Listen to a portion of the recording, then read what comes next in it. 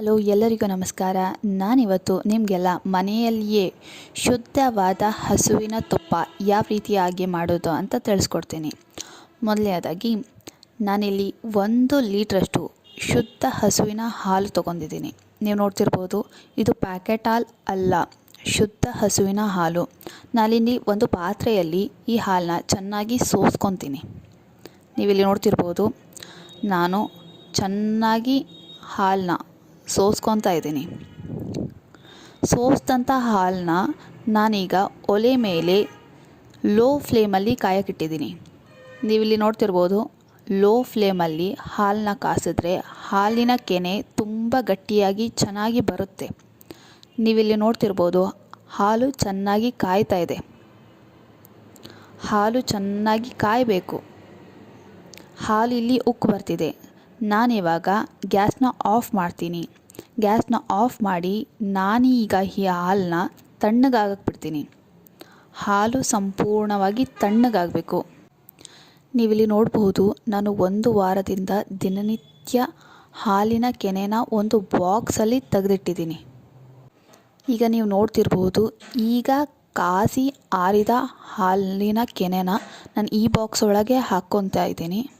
ನಿಮಗೆ ಇದಕ್ಕಿಂತ ಗಟ್ಟಿಯಾದ ಕೆನೆ ಬೇಕಂದರೆ ಕಾಸಿದ ಹಾಲನ್ನ ಸಂಪೂರ್ಣವಾಗಿ ಆರಿಸಿ ಇಡೀ ರಾತ್ರಿ ಫ್ರಿಜ್ಜಲ್ಲಿ ಇಟ್ಟು ನೀವು ಕೆನೆ ತೆಗೆದ್ರೆ ಇದಕ್ಕಿಂತ ಗಟ್ಟಿಯಾದಂತಹ ಕೆನೆ ನಿಮಗೆ ಸಿಗುತ್ತೆ.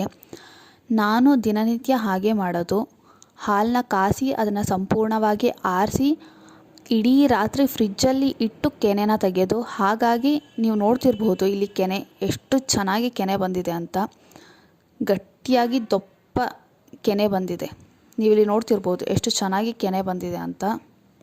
ನಾನೀಗ ಸಂಪೂರ್ಣ 1 ಬಾಕ್ಸ್ ಕೆನೆನ ಮಿಕ್ಸಿ ಜಾರ್ನಲ್ಲಿ ಹಾಕ್ತಾಯಿದ್ದೀನಿ. ನೀವೀಗ ನೋಡ್ತಿರ್ಬೋದು, ನಾನೀಗ ಮಿಕ್ಸಿ ಜಾರ್ಗೆ ನೀರನ್ನ ಹಾಕ್ತಾಯಿದ್ದೀನಿ. ಮಿಕ್ಸಿ ಜಾರಿಯ ಮುಚ್ಚಳವನ್ನು ಮುಚ್ಚಿ ನಾನಿಲ್ಲಿ ಹಾಲಿನ ಕೆನೆನ ಚೆನ್ನಾಗಿ ಗ್ರೈಂಡ್ ಮಾಡ್ಕೊತಾ ಇದ್ದೀನಿ.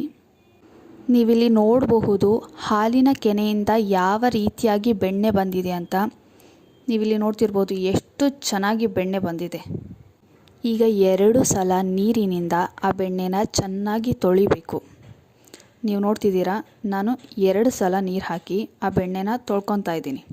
ನೀವು ಚೆನ್ನಾಗಿ ಮಿಕ್ಸ್ ಮಾಡಿ, ಕೈಯಲ್ಲಿ ಮಿಕ್ಸ್ ಮಾಡಿ ಚೆನ್ನಾಗಿ ತೊಳಿರಿ. 2 ಸತೆ ಚೆನ್ನಾಗಿ ನೀರು ಹಾಕಿ.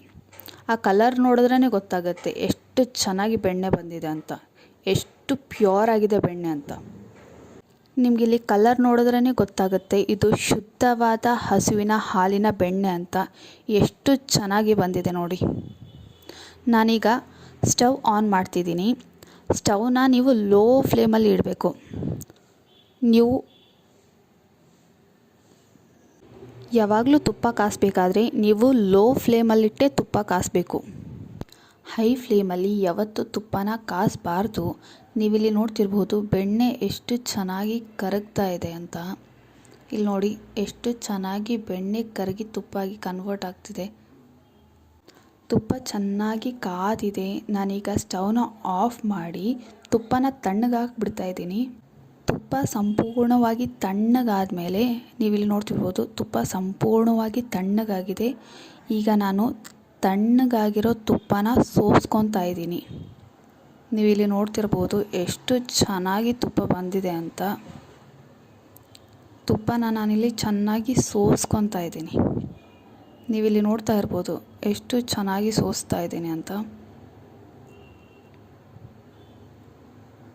ತುಪ್ಪ ಸಂಪೂರ್ಣವಾಗಿ ಆರಿದ ಮೇಲೇ ನಾವು ತುಪ್ಪನ ಸೋಸ್ಕೋಬೇಕು. ಬಿಸಿ ಇದ್ದಾಗ ನಾವು ತುಪ್ಪನ ಸೋಸ್ಕೊಳಕ್ಕೆ ಹೋಗಬಾರ್ದು.